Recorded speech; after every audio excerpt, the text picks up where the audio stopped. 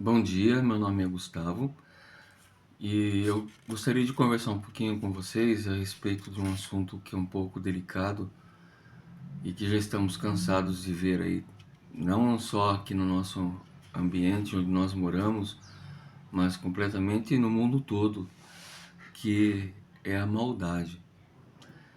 Para a psicologia, a maldade não é um conceito moral ou religioso, mas sim um conjunto de comportamentos antissociais, a falta de empatia e falhas no controle de impulsos. As ciências do comportamento explicam a crueldade por meio de fatores biológicos, ambientais e psicanalíticos sem necessariamente justificá-los. Agora, o que é a palavra empatia? Cita a falta de empatia. Empatia é a capacidade de se colocar no lugar de outra pessoa, buscando compreender seus sentimentos, emoções e perspectivas do mundo. Vai além de simplesmente você imaginar a situação. Trata-se de você vivenciar de forma cognitiva e emocional o estado mental do outro para oferecer um suporte genuíno. Agora, os pilares da empatia. A empatia se divide em três componentes principais. O primeiro, a empatia cognitiva. Entender racionalmente a perspectiva ou o ponto de vista da outra pessoa, sem necessariamente concordar com suas ações ou se envolver emocionalmente. Notaram? Entender racionalmente o ponto de vista daquela outra pessoa que não está sendo empática e não se envolver com as emoções dela e nem suas e também as suas ações. Tem a empatia emocional. Conectar-se com os sentimentos da outra pessoa, ou seja, sentir a angústia, a alegria, a frustração como se fossem suas. Entenderam? A empatia emocional é observar aquela pessoa e conectar-se com os sentimentos dela, e você imaginar a angústia que ela está passando, ou aquele momento de alegria, ou aquele momento de frustração da pessoa como se fossem suas. Entendeu? É observar aquela pessoa no seu momento mais difícil, no seu momento mais irracional e colocar em si, trazer para você, ao invés de você simplesmente tomar uma atitude errada e irracional para se defender. Agora tem a preocupação empática. A ação prática é o passo que transforma a compreensão e um sentimento em um desejo real de ajudar e apoiar o próximo. Assim é fácil a gente falar, né, pessoal? Mas se preocupar com o próximo, mesmo que o próximo não se preocupe com você. Mas se você levar pelo ponto bíblico, eu não tenho religião, tá? Mas eu confio plenamente na palavra de Deus. Se você levar pelo ponto bíblico, os dois principais mandamentos de Deus que Jesus nos deixou é o seguinte: primeiro, amar a Deus sobre todas as coisas. Segundo, amar o próximo como a ti mesmo. Quem é o nosso próximo? Primeiramente, são os nossos entes queridos, esposa, pai, mãe, filhos. E os outros? E as pessoas com quem nós trabalhamos? E as pessoas com quem nós conhecemos no dia a dia? Também são próximos. Então é não querer o mal para eles, e simplesmente o bem. E se você puder ajudar, faça sem ter que demonstrar essa ajuda para ninguém. Faça de coração, porque realmente quem vê tudo é Deus. Agora vamos ver a empatia versus a simpatia. Embora parecido, os conceitos são totalmente diferentes. A simpatia. Você é uma pessoa simpática? Já ouviu falar isso? Então, envolve reconhecer a emoção do outro, mas manter uma distância emocional. Exemplo, sentir pena ou desejar que a pessoa melhore sem necessariamente compreender a sua dor a fundo. A empatia agora une as pessoas através da emoção compartilhada, permitindo que você sinta e entenda a angústia daquela vivência na forma mais profunda.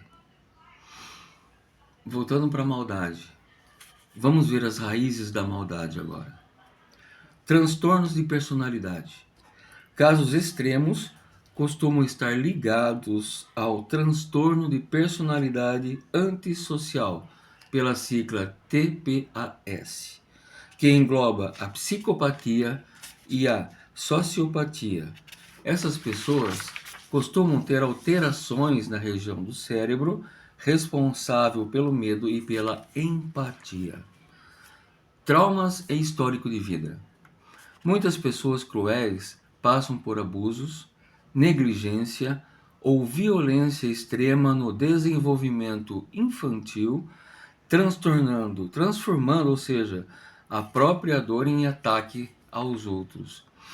Então, se você sofreu uma infância muito dolorosa, foi abusado, ou seja, muitas maldades foram colocadas em você, assim, quando você vai crescer, ou não precisa ser na fase adulta, né, na fase mais jovem, você começa a descontar todas as coisas ruins que aconteceu em você em outras pessoas. Por isso que se chama traumas e histórico de vida. Outro item, impulsividade e egoísmo. Egoísmo é complicado.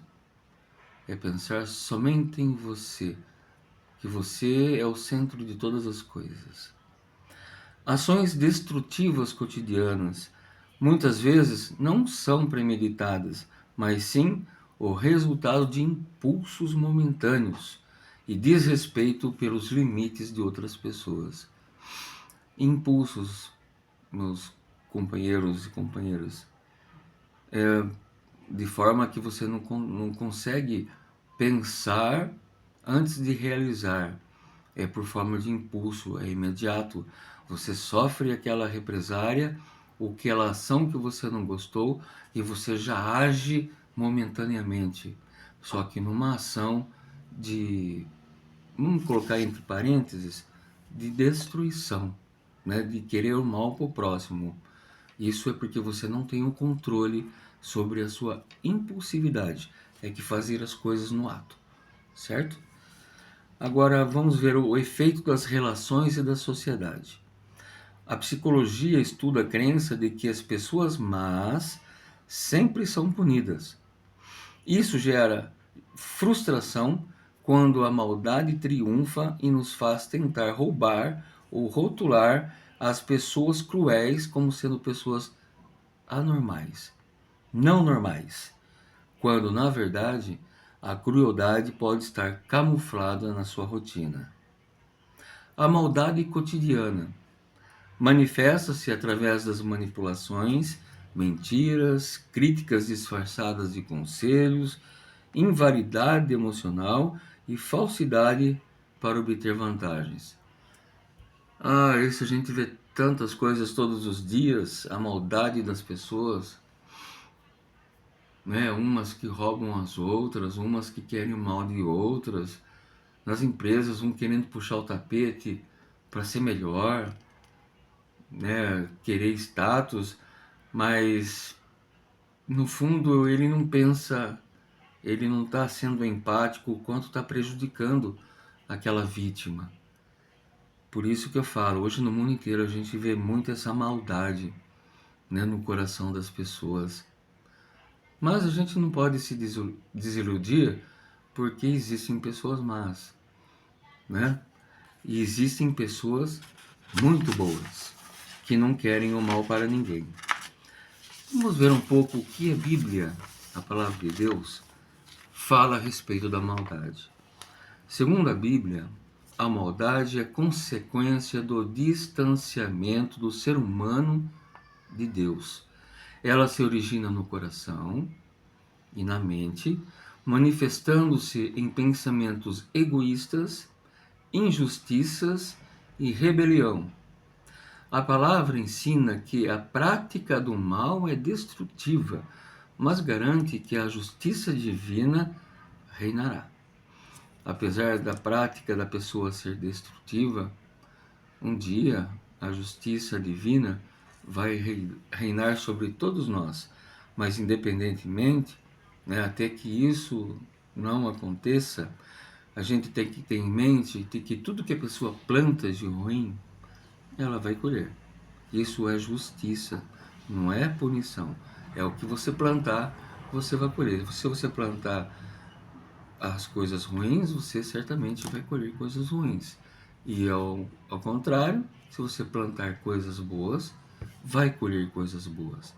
Isso faz parte da justiça de Deus. É bíblico. A visão bíblica sobre o mal e a maldade é estruturada nos seguintes pilares. Primeiro, origem no coração humano. Textos como Marcos capítulo 7, versículo 21, destacam que a maldade procede do interior, de onde saem os maus desígnios. O mal existe porque Deus é o seu autor. Ou seja, eu falei uma frase errada aqui. O mal existe não porque Deus seja o seu autor, mas o que ele deu a Adão e Eva logo no começo da criação? Ele deu o livre-arbítrio, né? Então eu posso fazer o que eu quiser. E muitas pessoas, devido a esse livre-arbítrio, se afastam de Deus.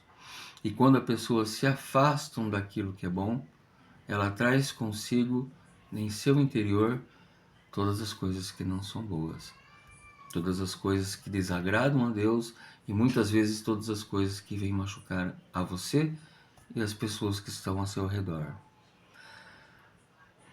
Agora notem o texto de Marcos capítulo 7, versículo 21. Pois do coração dos homens saem os maus pensamentos, as imoralidades sexuais, os roubos, os homicídios, os adultérios, as cobiças, as maldades, os enganos, a devassidão, a inveja, a calúnia, a arrogância e a insensatez. Eu vou repetir para os irmãos.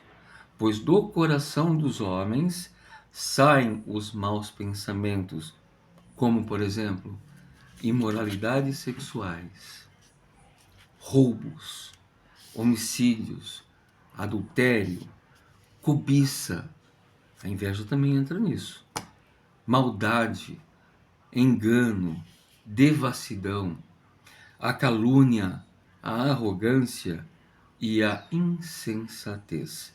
Todos esses males vêm de dentro e tornam o homem impuro. Mas será que isso são para todas as pessoas? Não, como eu disse anteriormente, somente para aquelas pessoas que deixam Deus de lado. Mas nós carregamos sim maldade dentro do nosso coração. Vocês já viram, não é um ditado, né? É um dito popular, que de um lado do seu ouvido tem o diabo e do outro lado tem Jesus.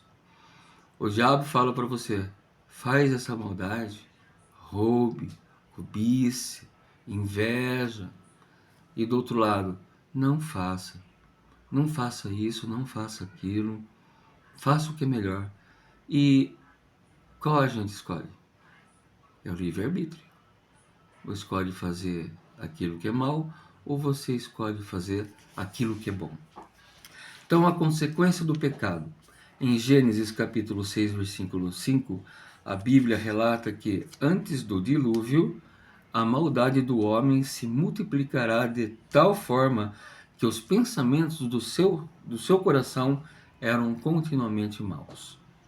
Vejam Gênesis capítulo 6, versículo 5, que diz: O Senhor viu quão grande era a maldade do ser humano na terra, e que toda a inclinação dos pensamentos do seu coração era para o mal o tempo todo.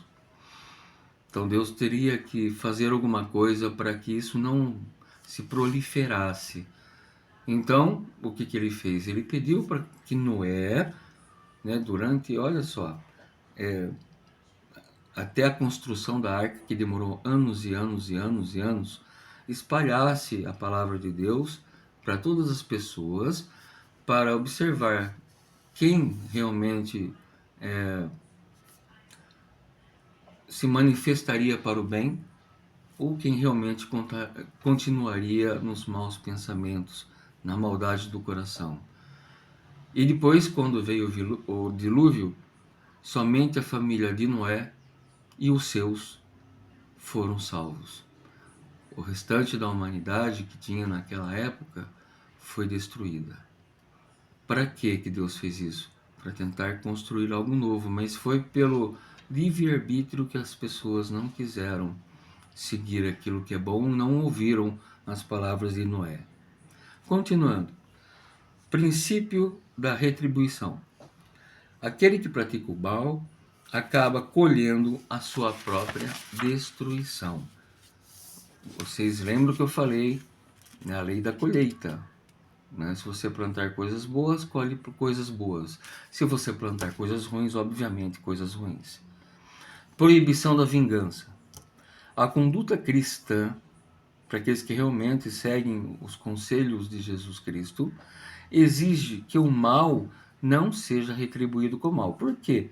Se você retribuir o mal com uma vingança, você simplesmente estará fazendo a maldade. Você simplesmente estará fazendo aquilo que o inimigo de Deus quer. E quem é o inimigo de Deus? Passagem como Romanos capítulo 12, versículo 17, instruem a pessoa a procurar a paz e deixar a justiça nas mãos de Deus. Vamos ler na íntegra Romanos 12, 7. Não paguem a ninguém o mal com o mal. Procurem agir corretamente diante de todos os homens. Se possível, naquilo que depender de vocês, vivam em paz com todos. Amados, nunca procurem vingar-se, mas deixem em Deus a ira, pois está escrito: minha é a vingança, eu retribuirei, diz o Senhor. Ao contrário, se o seu inimigo tiver fome, dê-lhe de comer. Se o seu inimigo tiver sede, dê-lhe de beber. Tá certo. Eu concordo plenamente com esse texto. Mas se a gente vê na vida, será que realmente a gente consegue ter esse controle emocional de perante um ato ruim que você está sendo acusado ou que alguém está fazendo contra você? Será que você consegue manter aquela tranquilidade emocional para não reagir e para não se vingar? Isso é uma coisa que nós temos que fazer todos os dias antes que aconteça algo realmente assim, né? E se o seu inimigo tiver fome? Você tem coragem de ajudá-lo?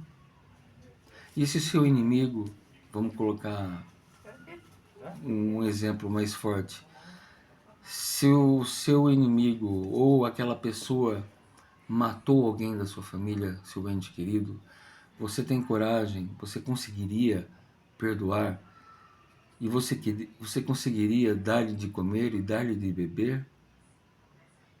Ela machucou muito o seu coração. Mas daí vem aquele texto que a gente acabou de ler em Romanos 12, 17, né? Que a vingança é de Deus. Ou seja, outra coisa, a pessoa também vai colher aquilo que ela plantou. Mas enquanto isso, vamos tentar fazer o bem para todos, inclusive para aqueles que não gostam de nós. Outro item interessante, a omissão como pecado. Não apenas a prática ativa da maldade é condenada, mas a própria inação. Em Tiago, capítulo 4, versículo 17, afirma que aquele que saber fazer o bem e não faz o mal, comete pecado. Então, aquele que sabe fazer o bem, mas faz o mal, ele está pecando. Para compreender a fundo como lidar com o mal e proteger-se dele, a orientação é buscar o amor ao próximo, o perdão e vencer o mal por meio do bem. Vamos tentar fazer isso?